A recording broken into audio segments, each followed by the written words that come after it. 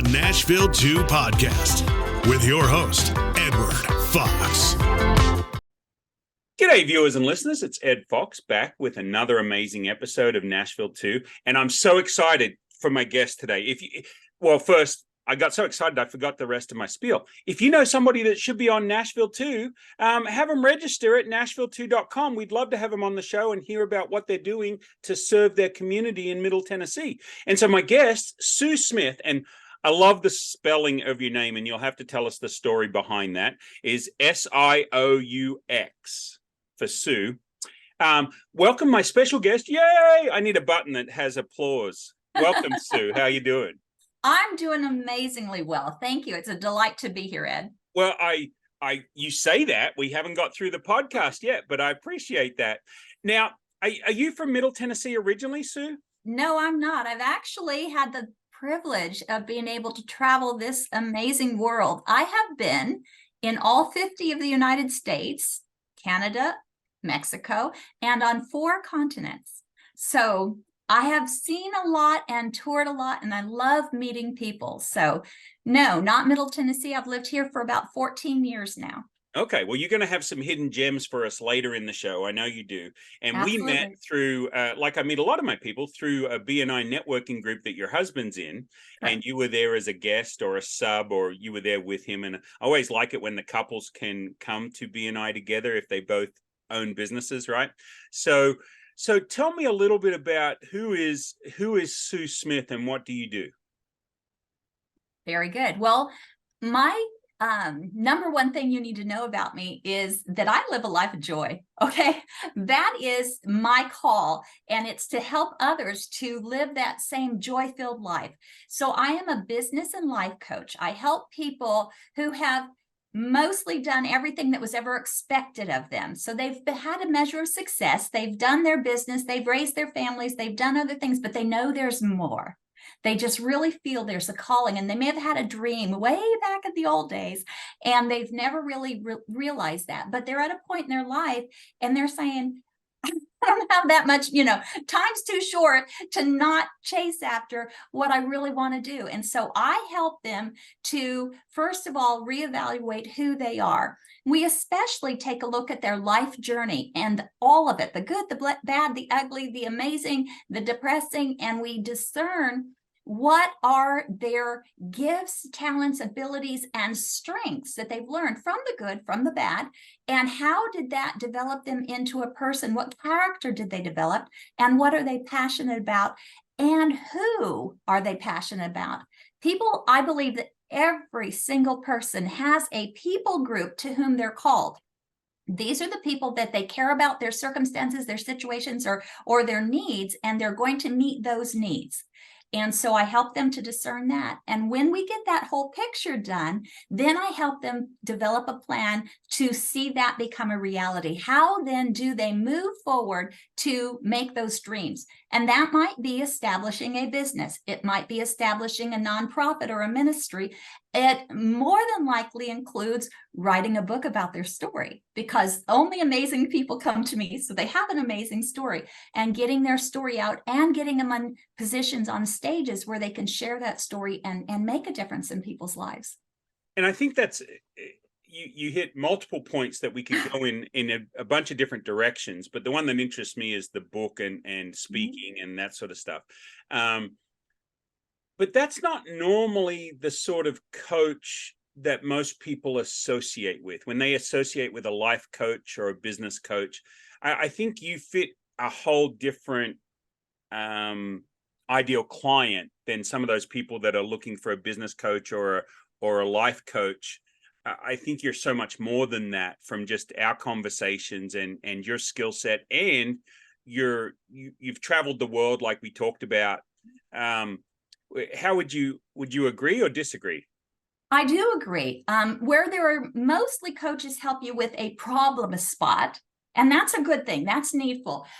I, on the other hand, I help people. Most of my clients are very successful, They've done something amazing with their life, but they know there's a little bit more, that they can just give more, and there's a yearning in their own heart. And so the difference is, where some people are trying to fix what's wrong, I'm working with people who they can show all the measures of success. They've done it and they've achieved, and yet they know there's just that little bit more. So instead of fixing, we're actually moving to the next step. My catchphrase for my business is empowering people to passionately pursue their purpose.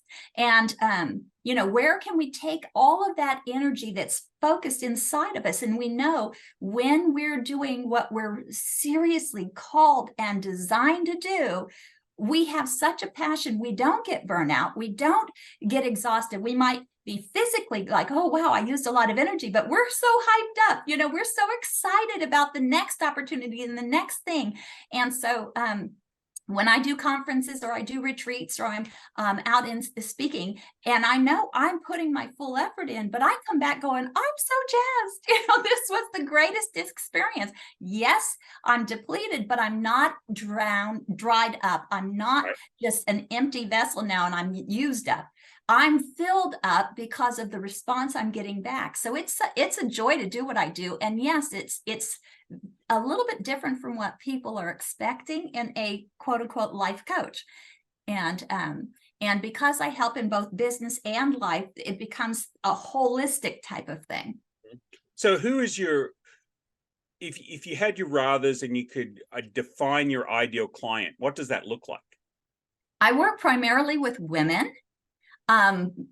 It's just a comfort thing for me. I really can relate to them, but I do have several male clients, many male clients actually. And so I'm looking for people that usually are more than 35. They're in their 40 and 50 range, because they're at a point in time where they've done the corporate thing. They've raised their kids, most of them. They're seeing that the things that were all expected of them to do, things that were the right things, you go to college, you get your career going, you get the corner office and you do all of this, and you're still not quite where you thought you could be and you should be. So my clients are very affluent, they're successful, they are achievers. And they know, though, that there's a place they want to pivot in life. So sometimes they're a little older. Sometimes they're empty nesters and they're looking at retirement maybe from their original career. And now they're like, I don't want to just, zone out the rest of my days. I want to do, and I've got so much energy and experience. Let's take it somewhere exciting. And so that's why we go back and we say, okay, your 10-year-old self, what were they dreaming of? Because often I found that whatever you dreamed of as a child really is an indicator of where you want to go. Now, if it's, I was going to be an astronaut. Okay, well, maybe it's not the astronaut, but it's the adventure of stepping into new and unknown things, So we find out what the little secret hidden meanings are in all of their life. And that's amazing. So I think the last 3 years, if they've taught us anything at all of COVID, it's taught us that, we're not guaranteed tomorrow. There's no guarantees.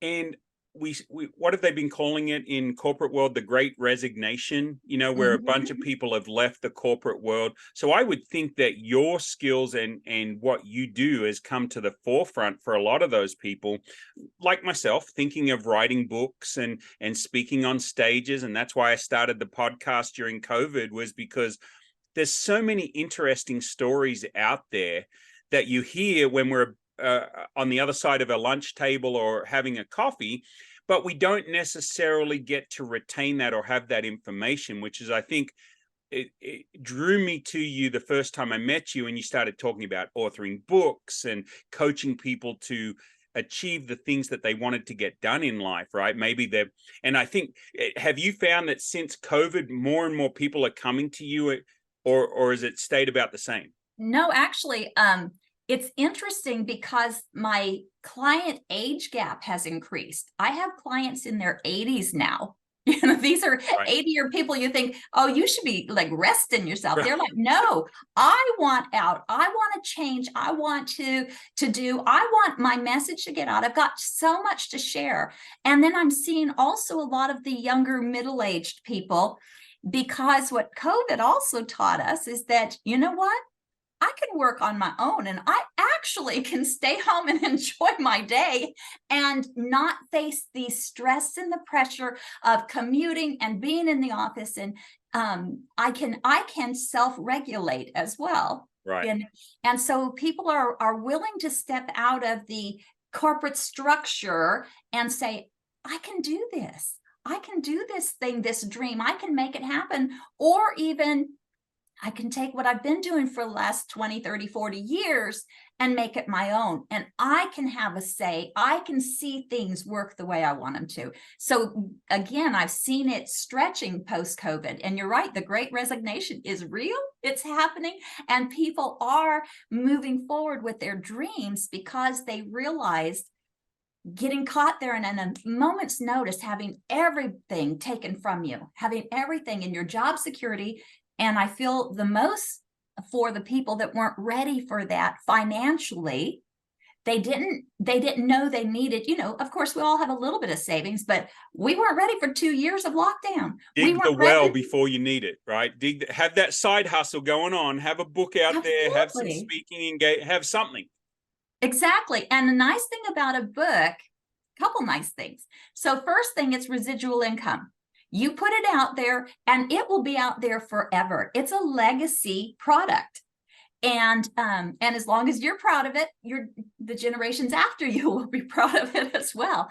Yeah, and don't forget to include the royalties and the ownership of the material in your will. In the will. There you go. Somebody else. You go. Or your trust. You should have a trust. If you don't have a will or a trust, then the state of Tennessee or wherever you're listening to has a program for you. So, and that is bad. You don't want their program. You want to do your own program. Anyway, so little PSA in there, right? So, absolutely. And that's actually one of the things I talk to my clients about is legacy, because a lot of them are thinking long-term now, because when we begin, we're taught as young people to think very short term. Get your college degree, get your first job, get the next promotion, and it's very segmented. And so I help my clients to see that long term. Let's begin leaving something behind that's worth having, that's going to be financially secure, and that is a joy to do. None of us want to be working at drudgery. We shouldn't have to. That should never be. We should be living in joy. And so when you write a book, you're leaving a legacy. You're having residual income. But the better part of this is if I take, well, for instance, okay, one of my books. Hold it up. We can, those watching the video can see it. Yep. There you go. Okay. This is just one that I wrote. And so if I say, hey, Ed, it's nice to meet you, and I hand you a business card, you're like, okay, yeah, thanks. I'll put it with the other 150,000 business cards I have. Right. But if I say, hey, Ed, nice to meet you. Here's something I've written. Just look over it. And if you find anything interesting in there, I'd love for you to get back to me and we can talk about it. Okay, a couple different things happen. One is you go, oh my goodness, you're an author? I've always wanted to write a book. That New York Times did a study, and they found that 81% of respondents, 81% of people said they've always dreamed of writing a book. But the statistics show that only 1% of people ever do write a book. Right. That's a huge gap. So the second thing that happens is I hand you a book. And to be honest, this book right here costs about $2.50 to produce. Mm-hmm. That's all it costs me. Business cards are maybe $1, so you're not really doing that much of a difference in cost, but the return is amazing because number one, you've just been an author.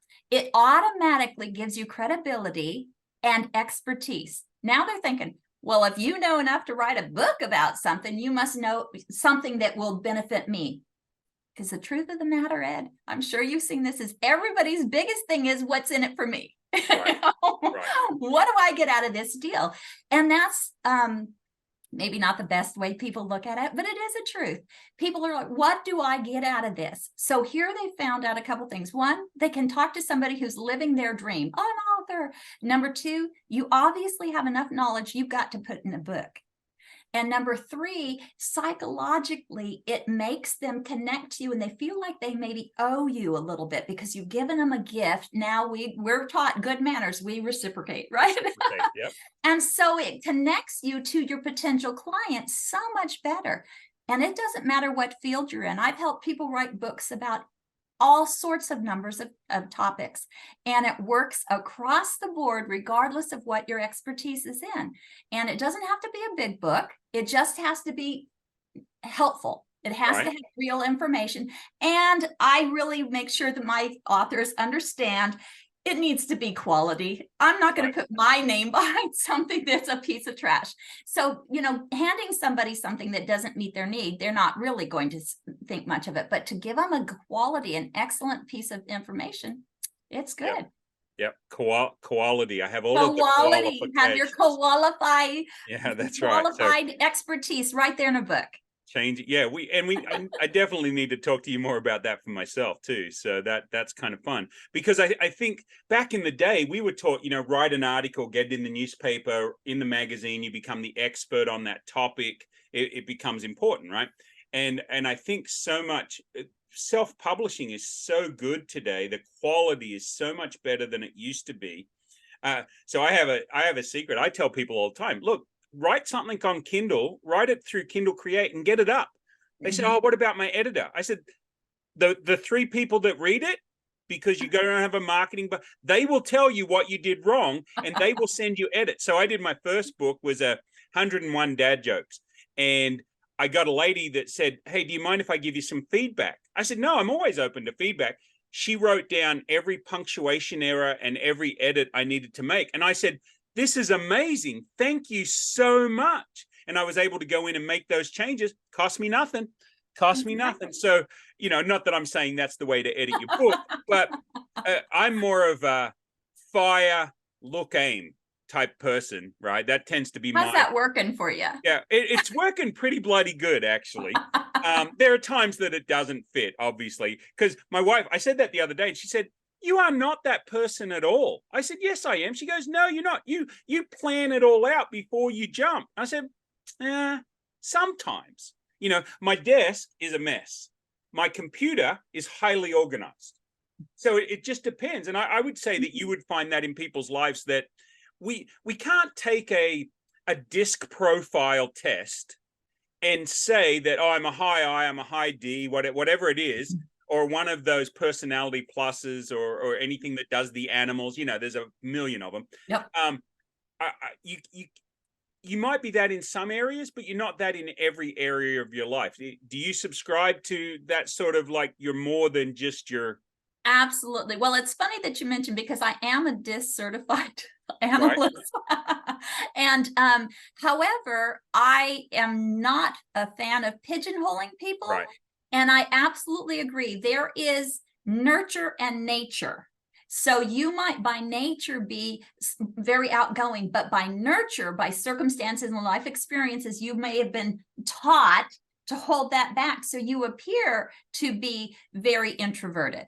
Okay, so when you're talking about different areas of your life, the places where you feel comfortable, you're going to be extrovert, and the places you feel very uncomfortable or not quite, sure of yourself, right, you're going to pull back. So which one are you?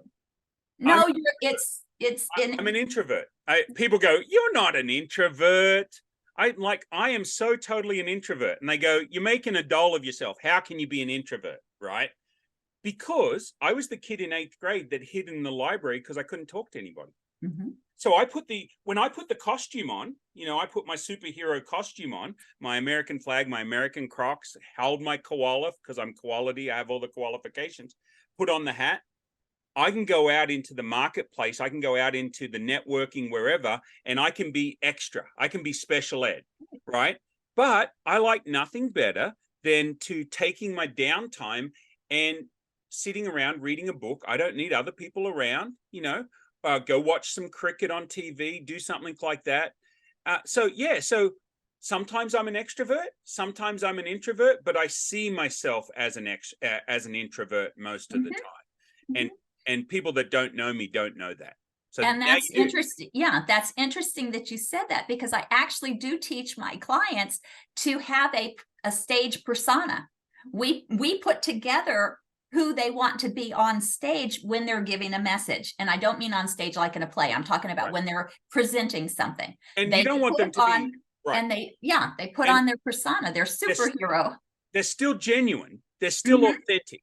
That's the book I'm writing. Be authentic unless you're a serial killer. Then don't be that change. Right. That's the title. I mean, it's a long title. Well, but it's the title. That's the title, because your genuineness, your authenticness comes through everything that we do. And if you're not authentic and you're not genuine, I can have fun with this persona, but there is a big part of me that is this person. Right? This person that wants to make people laugh, fat kid at school, picked on, bullied. So we look at that 10-year-old and we say, what did that 10-year-old enjoy doing? He enjoyed not getting beat up. And the way of not getting beat up was to tell jokes and have them laugh with him instead of at him or pick on him, And so that's a big part of my persona that I wouldn't change. I wouldn't change it for anything, because it's who I am. It's my authenticity. And I think Absolutely. what I've heard you talk about is to genuineness and authenticity as well. And it is. And that's why we go back through people's entire timelines, for that very reason. Okay, this was a traumatic thing and it was horrible and it whatever. And we don't negate that. Right. But we go, okay, what can we learn? What strengths came out of it? What ability? Hey, I was abused as a kid, blah, blah, blah. Well, now I read people real well. Right. I'm alert to all the clues that something's about to come down. Okay, now that's a strength out of a horrible situation. Same with you. What did you learn? You learned to tell a joke and make it good.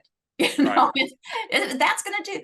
And now it becomes a strength. Even in our bad times, we develop, as long as we can look back and see character, skills. We learn all sorts of things through our experiences, good and bad. And so we help pull those out. And that helps, as you're saying, it defines us. It brings out our authentic identity. We're not having to hide the person that was grieved. We're not having to hide the person that was abused. We're not having to hide the person that's funny. We're not having to hide, because there's a lot of people that were the class clown, but it was so denigrated. They were put down for it. And so they stifle that part of themselves. And so they're always rigid and serious. You're like, no, let's bring that back out, because it's part of your authentic identity and it's part of who you need to be. Because I'll tell you what, the most wearing out thing is to try and be somebody you're not. Exactly. And you are. Yes. Well, and one of the big things for me is I opened a business at 15, was a corner store, right? And so at 15, I've left school at the end of 9th grade. I'm like the smartest 15-year-old I know. Dad just rolls his eyes, And so we start working, and the people coming in are the ones that, some of them were the people that bullied me. There were a couple of girls that bullied the heck out of me, and we become friends now that I'm no longer in school. And I'm like, why the heck did you guys bully me so bad? And I got to realize that their way of taking eyes off themselves so that they weren't bullied was by picking on somebody else. And you start to have empathy for their situation. Now, they didn't do anything real bad. They just made fun of me. So it was easier to forgive and move on, but also to take that learning that everybody has a challenge. We don't know what it is. The beautiful girl, I talked to a couple of girls in our school that I thought were the most, and they said they could never get a date with a decent guy because the only ones that came to them were the bad guys, and that they were crying themselves to sleep because nobody would talk to them because they thought they were unapproachable. And then you got the girl with glasses, the one that had braces, the guy that was fat, you got every single, the redhead, as you hear these people's stories, we've all been through stuff in our life that other people need to hear about. And this is why I tell people, be genuine, be authentic, and get your story out there. Absolutely. Absolutely. And that is why it's so important, because our life experience ties into our expertise, and people believe us about our expertise when they can go, oh my goodness, same, I did that. That was me. Yep. Me too. And when they can say me too to your experience, they will listen to your message because you're offering hope. You're offering an alternative ending to their own story. And that is powerful. That's where transformation and impact in the world and people's lives. And that again is where we change generations, where we leave a legacy by being our authentic selves, telling our story. But it's more than telling, it's getting the message out. To be out, make it public, put it in a book, get up on a stage, whatever, however big or small that platform is, get out and start telling people that there is hope. There is life after pain. There is more to it. And when we can do that, oh my goodness, the impact and the lives that are changed, and we don't even know the ripple effects. Right. We can't possibly know that until eternity. And I'm telling you, I'm looking forward, because I have people come back. And one of the things that brings me the most joy is when they say, you changed my life. You changed my life. I can't believe before and now. That makes it all worthwhile. As a business owner, it can be tiring paying cash for everything you need. Well, there's a better way. Introducing Trade Bank of Nashville. Our bartering service lets you exchange goods and services without the need for cash transactions. Trade Bank helps businesses like yours reduce expenses, bring in new business, and keep your cash where you need it most. Find out more and join our barter network today. Start getting what you need without paying cash, because sometimes barter is just smarter. Apply today at nashville.tradebank.com. Right. Yeah, exactly. That's what I feed on too, is I love talking about marketing, right? I love talking about marketing and sales, and if it applies to your authenticity, figure out, because I get people come up and say, oh, I wish I could be more outgoing like you. I said, no, you don't want to be more like me. You want to be more like you.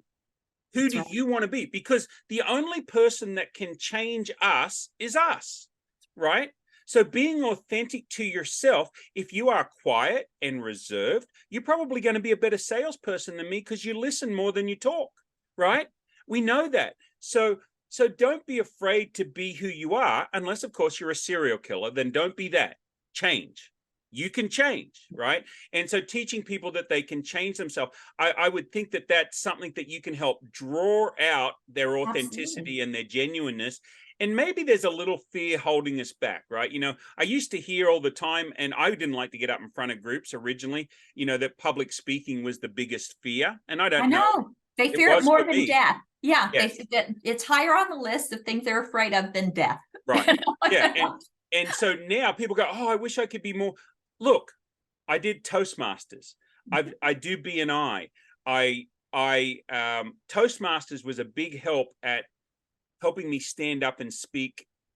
And the big word they like to use at Toastmasters is extemporaneously. Yes. Right? To speak off the cuff. So we would have this bowl that you would pass around, and you'd pull out a piece of paper, and you had to talk on that for 3 minutes, right? But you also had to plan out and do 20 speeches, I think it was, for your first qualification, and then 20 more for your second qualification. But the biggest thing that changed me, I started doing a multi-level marketing company called Amway back in the late 80s in Australia.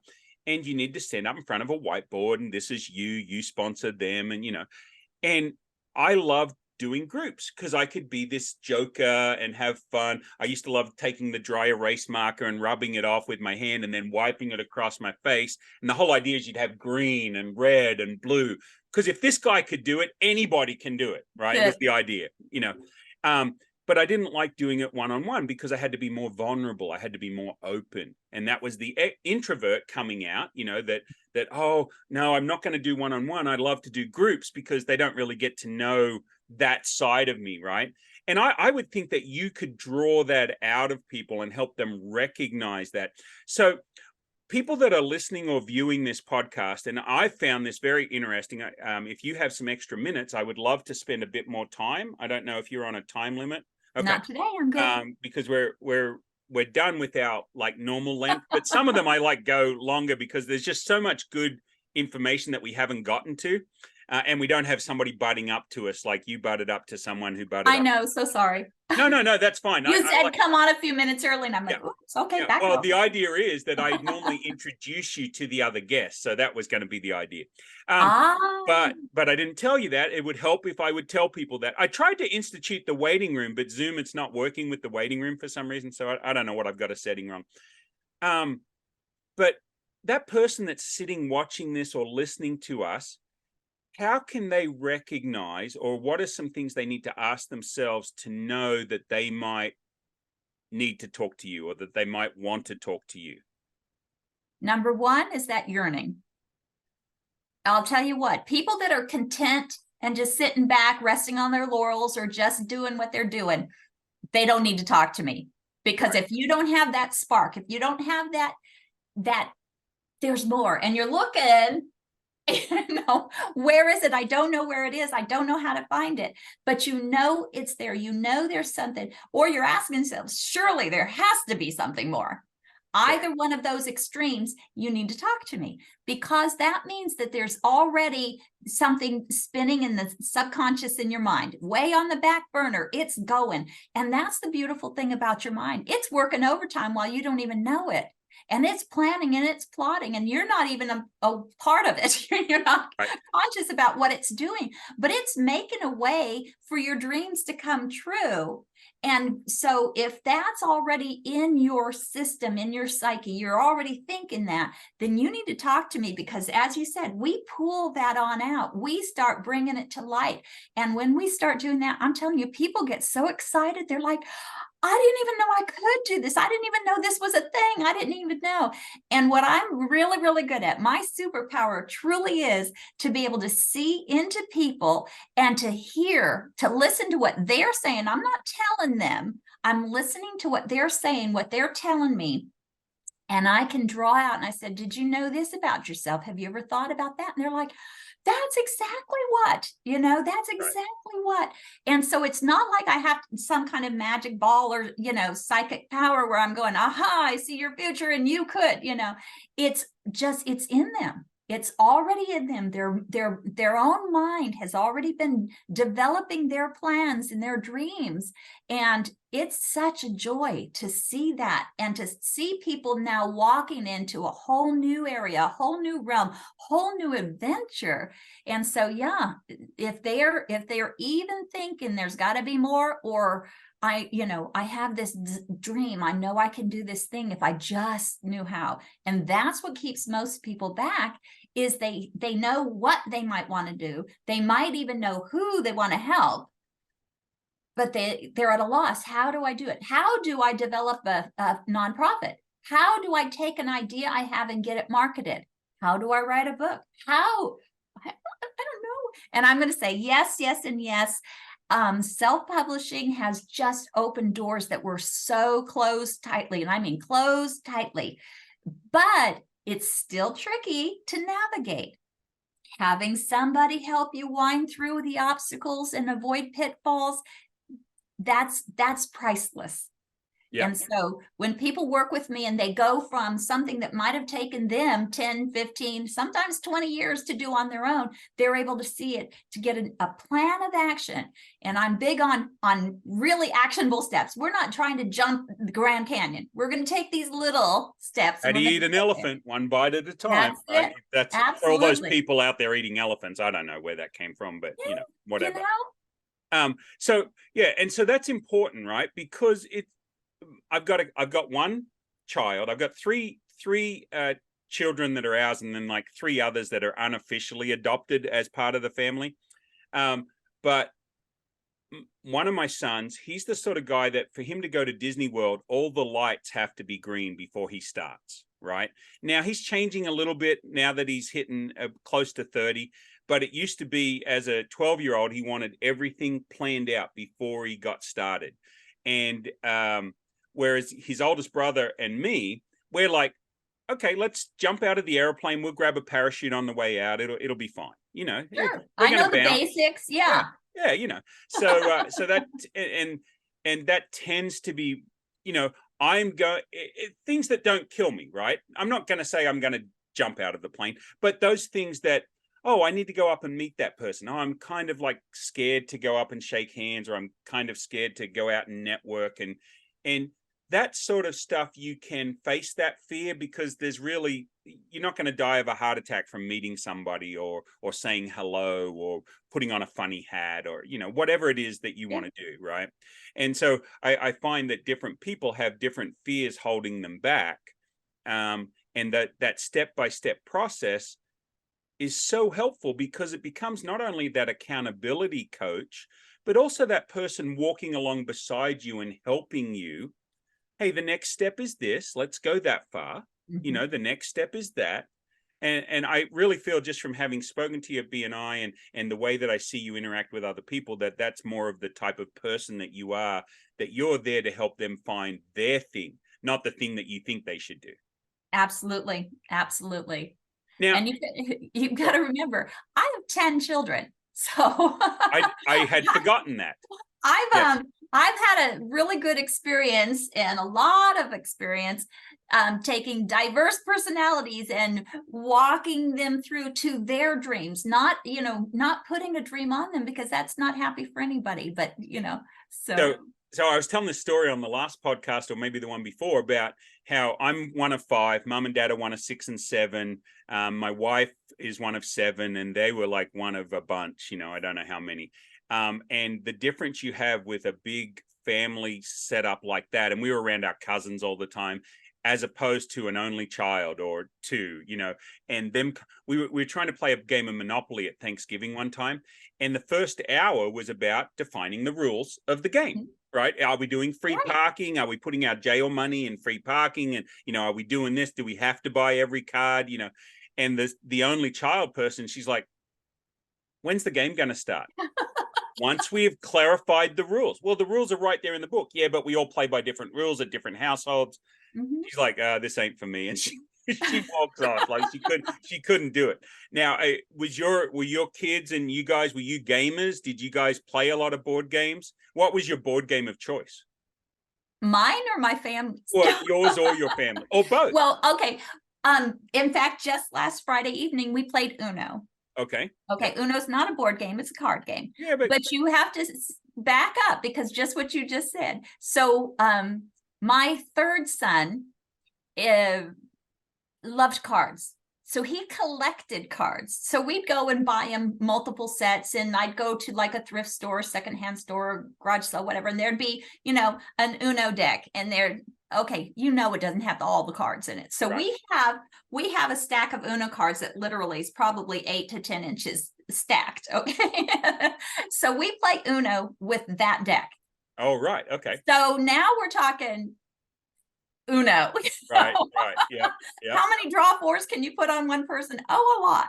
Yeah. And so we played this week. Every time somebody won a round, they got to make a rule. Oh, nice. So now you put out a draw. Didn't matter if it was draw 2, draw 4. Now you have to draw however many the card preceding it is. So if you just played a 9 and slap your draw 4 on it, you draw 9 cards. Okay. Wow. You can take in if you play the same card on exact same card, same number, same color on the one previous, you have to get a penalty card. You can make all these different rules. It reminds me of I used to read Calvin and Hobbes, and loved Calvin and Hobbes, and they would play Calvin Ball, and the rules changed every time they were playing all Calvin the time. and Hobbes. That's right. And one of my kids would go absolutely berserk at what you've just described. Oh, no, I can't. It's got to have rules. The rules have to be clearly defined. And my other two would go, yeah, this sounds great. Let's go for it. So, okay. So, is that your game, or is that your family game? It's one of the ones that's a good go-to. I like word games. I like games like Balderdash, that you're bluffing your way through definitions. Right. Yep. I like Scrabble and things like that. Now, another piece of trivia, I had a traumatic brain injury. And so for a time, I was pretty much a basket case, and I couldn't remember things. I had a lot of issues just in my speech and trying to even remember words. Right. And so my children started playing trivia games, and I'd try and play, and they're like, this is we can finally beat mama, so Oh, nice use of the traumatic brain I injury. know, and it's Yeah. fun. And I'm the type of person, I'd much rather laugh at situations than curl up and cry, because Yes. those are really your only two options when facing something. Yep. You either just succumb to it and you're just give up, or you face it with some humor and you just press through. And so my family, I love my family. We have a really amazing group of people. How many of them live near you? Right now, I have 4 that live at home. They're all adults. 4 live at home. I have a son in Florida. He and his wife in Florida, son and his wife in Michigan, a son in Texas, and a daughter in North Tennessee. So, Wow. yeah. And two in Alabama. Oh, well, there you go. So you got them all over. Like I do. I do. So Alice and I are talking about keeping Tennessee as our residence, but buying a little RV and just traveling around. Because we've got, I've made lots of connections across the country and actually around the world. We talked about going to India for an extended period of time. And I think it all feeds into what you're talking about, just like with your kids spreading out and some staying at home and doing that stuff. It's all this genuineness and their authenticity. But this gentleman we had on, Gary Rainsford, he decided to try and collect all his kids in Middle Tennessee, and there's like 8 families. And he said, "Oh, we've got one holdout son who's working in the film industry, film and TV, Universal, out in Los California. Angeles, but we've brought all the others into Middle Tennessee." And I'm like, for those people that don't have a big family, that they have a network of people that surround them, regardless of whether they want a big family or not. Sometimes you have a network. And I always grew up in family business. And so family business is a little different, right, Sue? Because you get glad in the same pants you got mad in. You fight it out. When it's a retail store, you fight it out in the retail store. And one of my customers said, "This is better than reality TV." She didn't use the term reality TV. I think she used soap opera or something back in the day. Because you would just, I grew up with that. And then some people who would come to work for us and they're like, "We can't work in this environment. You guys like fight all the time." Yeah, we're family. Like we fight and then we make up, but there's a dynamic everywhere we go. And once we start to understand those dynamics and our story, it comes back to people need to hear that story. And that's what I love today. I think that we're missing out with a bunch of seniors. I'm 55, my wife's 63. And I think of people that are 70s, 80s, and 90s that didn't grow up around the internet, right? They were already adults. I've got friends that don't use computers. They don't even barely know how to use a cell phone, right? But we're not getting their stories. We've lost their story. We're going to lose their stories. And if you tell them to, "Oh, let's get on Zoom and let's tell me your story." "Oh, I don't know how to use Zoom. I don't know how to do." Well, just record it. Here's a micro cassette. Just record. Tell your story. Are you finding that sort of stuff bothers you, that we're losing these generations that could do something about it and are not? Absolutely. Absolutely. We have major historic events that, yes, we can read about it in some history book, but to hear an individual story, that's something that we'll never get back. Right. And so when we think about the aging generations, all the World War II veterans, they're quite elderly if they're still alive, Yep. And we don't have their stories. We don't have just those things that we can come back to. Same with Holocaust victims, from the same era. Same with Vietnam veterans. Now they're all getting older and we're going to lose. What was your experience? Don't tell me about the political issues and all. Tell me, what did you do? How did you go through? How did you handle? How did you experience this? What were your things? That's your story. Nobody else has that story. And the things you learn out of your own experiences can impact and help others. Number one, it can help them to avoid things. So I deal a lot with people.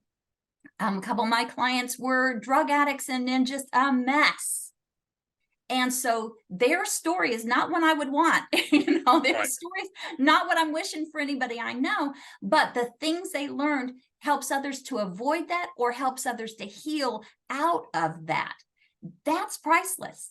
And so if we lose that story, then the ripple, again, that ripple effect, who is not helped, whose lives aren't helped. Same with anybody who's experienced something that, those of us who remember the Berlin Wall coming down, those of us who remember the Twin Towers being knocked down, those of us, in 20 years, nobody's going to know how it felt for the average common person to have lived through that. Yes, it's in the history book, maybe. They may not even bother to put that one in. So same with you. What happened in the brush fires in Australia? What happens in all the, those were huge events. Right. But in our fast-paced, quick turnover world, people are going to say, "Oh, I didn't even remember that was a thing." Right. Yeah, But and so, you're exactly right. yeah. My grandparents had a house in a rural area, and I remember Dad being called and telling us all to get in the car because we had to rush out to Nan and Pa's house because there was a bushfire all around it, and we had to. And so he had these big 55-gallon buckets of water, or drums of water, that you'd have Hessian sacks in. And the kids would use that to beat it out because you couldn't get enough water on the fire. You could just water the roof and hope for the best, right? And so, yeah, those stories, you're right. That's not a story I've thought about in 40 years, right? But these are the things that even the little thing, like my wife grew up in Cimarron, Kansas, little town, 2,000 people.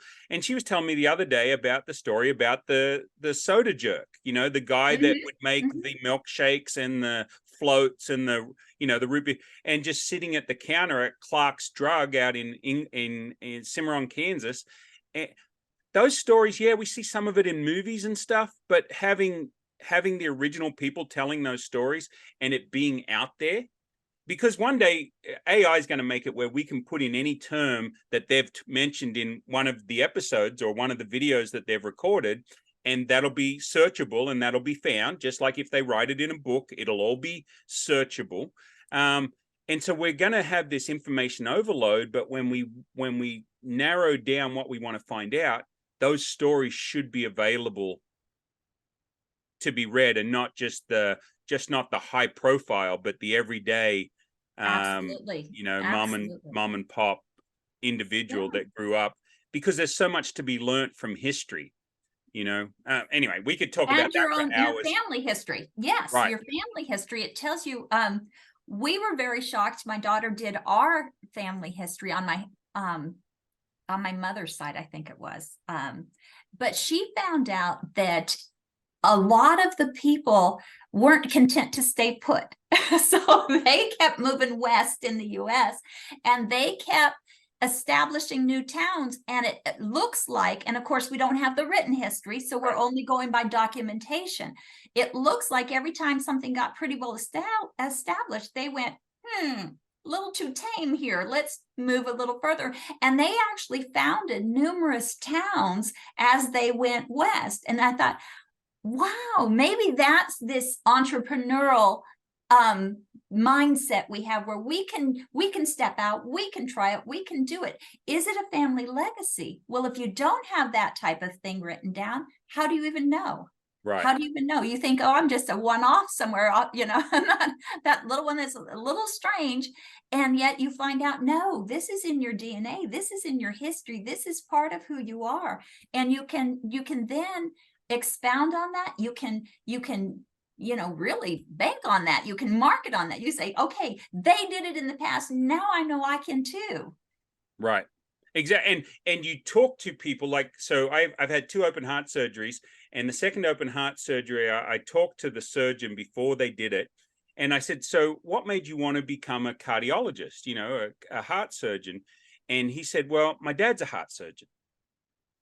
Okay, got it. What made me want to become an entrepreneur? Well, all my aunts and uncles and my grandparents in a second life after their corporate life were entrepreneurs. My nan was one of the top 10 Tupperware dealers in Australia in the 70s. And we used to go over to her house, the same ones that were in the bushfires. They had a double car garage that they built and lived in until they built the house. Well, it's where she stored all her Tupperware orders back in the 70s. And we were chain ganged, or whatever you say. That's right. Forced labor. Press ganged into it. There That's you right. go. Yeah. Yeah. Into filling orders, and I said, "Oh, Nanny, when I grow up, I want to be a business owner." She said, "Very good. Now go back and pack that order. Go get the Tupperware bowl. Don't be playing with it. Bring it over here." And so everybody has got a reason. And so I love talking to entrepreneurs on my entrepreneurial podcast. And I say to them, I said, "Now, did you grow up in an entrepreneurial family or did you not grow up?" And most of them did, but the ones I really like digging into is, how do you change from, "Oh, my parents were both teachers." Or did they do any entrepreneurial stuff on the side? No, they never had second business. That to me amazes me. How do you move from having parents that are teachers to starting a business and being successful? Yeah. How do you break Yeah, the mold? right. Absolutely. And that's a Absolutely. story that I would like to do a series of stories on these people. It doesn't really matter who they are or how successful they've been, but the transition from no entrepreneurial leadership, no entrepreneurial background to entrepreneurs. It's like starting a podcast. I tell people all the time, if you've got something to say, or if you've got a group of people you want to talk to, start a podcast. Well, I don't know what to do. Yeah, well, either did I. And people tell me, "Oh, you can do it so much better if you use this, that, or whatever." You know what? This works for me. Mhm. You got to find your level. So people, get out there and find what you really, really, really, really want to do, Absolutely. and don't want to waste any more time not doing it. And if Sue can help you do that, if Sue can help you not waste time and get started, you need to reach out. Now, that's your little plug there. I There it really is. enjoy having you on the show. Would you come back another time and we could dig into some more different, because I would like to talk about your travels around the world. I would like to talk about that sometime. I think that would be interesting, and why you still choose to live in Middle Tennessee would be cool, because I think that would feed into Nashville too as well. But let's talk a little bit about your hidden gems. What are the things around Middle Tennessee that you love to do, or where you guys go hang out, or just that people should know about? What do you do? What are you doing when you're not working? Oh, well, mostly enjoying my family. Right. But let me just say this, okay? Y'all have to remember, I came here saying I have 10 kids. I moved to Tennessee with 8 of my 10 still living at home. My daughter was here in Middle Tennessee attending Vandy for her master's degree. And so when we came, we had a very large family. And so as a mom like that, I like to know that there's things to do for inexpensive or for free. So I'm always Right. looking for free things to do. And there are tons of really exciting, very interesting things that don't cost you anything to do, and especially in Nashville. One of my all-time favorites is every Saturday evening in the summer, the Right. Nashville Parks has where they bring big band into the park in Centennial Park, and they do big bands play live music, and they do dance lessons. So you can go there and dance all evening long in the summer. That is so fun. And they give lessons in case you don't know how to dance, and you can just sit there and you come in, there's tiny toddler children up to very senior citizens, and they're all just having an amazing time. A lot of people will bring blankets and a picnic and just make an afternoon, evening out of it. And that is a huge fun thing. And But in if our you show notes, do we okay. have Big Ben? Yeah, we do. We Uh-huh. have that information. Okay, Yeah, cool. that's just a lot of fun. And even my kids, when they were younger, they would go down and dance, and mostly, when my boys hit their teens, they're just staring now, but Yeah. Right. but Yeah. it was something the whole family could do. And again, doesn't cost you anything but a picnic lunch, and just the Fort Negley and Fort Nashboro, and there's several museums downtown that are free. The Nashville Public Library is one of the most amazing places to go. But you have to remember, there's some good deals for families as well. The Adventure Science Center, Oh, you yeah. can buy a year pass. And a lot of people aren't aware that pass to the Adventure Science Center, they actually have a network, and you can take it. You can go to the Boston Science Center, the Seattle Science centers all around the US, some in Canada as well, that are connected, and your pass gets you either in for free or a discount. That's gold. Right. That's golden. So if you are traveling, you can go see other places. So there's so much to see. Another thing that is not Nashville per se, but Rutherford County, just south of us, is every May they have what they call the Rutherford County Parks Department does Free Day in May, and their Rutherford County sites are open for free admission to get into them on that particular day. So, like, what would be some of the things in Rutherford County? They have. Oh, you asked, and I don't. It's not on the top of my head. Oh, that's okay. That's okay. But so there's the plantation down there that you can go see. They have costumed reenactors there. The Carlton. No, that's not the one. Anyways, it's a mansion. So they could look up. They could look up Rutherford County. Free Day in May. Rutherford County's Free Day in May. Yes, okay. Indeed. And that would show all the little science center there in Murfreesboro, and just a lot of different places you can go into all of them. It's only one day a year, so you've got to be planning ahead. Plan out. And I bet you they get swamped. The most popular places would be absolutely swamped. Some of them, but whenever we've gone, it's been actually surprisingly not crowded because nobody knows, it's. So they need a marketing director. They need a marketing director. Maybe I can help them. There you go. Well, cool. Well, hey, thanks so much for being on the show. Before you go, though, we did allude to the fact that your spelling of your name it's the same as the Sioux Indian, right? Is it correct? So tell me about the history of how you got blessed with an unusual name like Sioux, spelled S-I-O-U-X. I-O-U. Yeah. It is actually not my given name because I'm Sioux. And I did indeed learn it when I was young, that it was an Indian tribe. And I thought it was so cool that it said my name. Yep. And so a lot of people ask me about that. And I've always used it because I thought it was cool.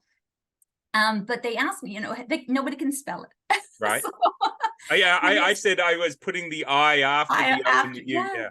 Yeah. Yep. So I've made an acronym out of it, and it is because my faith is very important to me. It's part of central to who I am. The S stands for the fact that I am saved, I'm sanctified, and I'm established. That I'm firmly rooted in who I am and who I am called to be. And so the IOU, back in the old days, they would just sign that instead of writing out, I owe you money, they would just put IOU. And that reminds me that I have a debt. I have a debt to my Creator, and I have a debt to everyone I meet in this world. And you're like, okay, what debt do you owe people? Well, I've been so incredibly blessed. And this is where the X comes in, and this is the stretch part. But I owe you an extra mile. I owe you to be excellent. I owe you to be extraordinary in what I do and what I bring. And so that defines my life. That defines my philosophy of living and my philosophy of business. I'm going to make sure you understand that there is a foundation in you, that there is a debt you owe, not just to yourself to be genuine and authentic, but you owe it to people out there that need to hear your message, and you owe them excellence. You owe them an extraordinary life. Because let's be honest, who wants to live in the doldrums? Nobody. You can't say, hey, I've got something for you. You can live mediocre the rest of your life. They'll be like, doing just fine without that. And so I offer people the extraordinary. Let's take it. Let's go and be just extravagant in our lives. And enjoy it. I mean, the biggest thing that I see is that you're always enjoying life. Things may not be always going fantastic, but you can still get the contentment and the enjoyment out of that. And so, hey, I appreciate you sharing that with us, because that's a great note to end on. What Abraham Lincoln said, paraphrased, I think it was something like, people are about as happy as they make up their mind to be. Yeah. He says, if we look for the good in people, we'll often find it. And so that's it. What are we looking for? Are we looking for things to not work out, looking for things to be disappointing? You're going to find it. But you look for the joy. You look for the good. You look for the opportunity to serve and make a difference. And you look for prosperity. You look for joy. You'll find it. I think Norman Vincent Peale's book, Enthusiasm Makes the Difference, to be enthusiastic about life, which I think both of us would qualify about being enthusiastic. I think nobody could argue that. Made a big difference in my life because I used to be negative, right? And it just changed my mindset. And like I said, be authentic. Unless you're a serial killer, then don't be that. Change. Your spouse can't change you.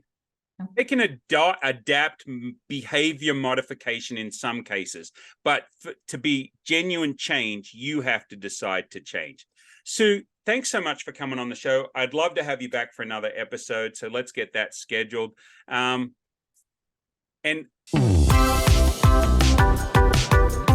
this is the Nashville 2 podcast with your host, Edward Fox.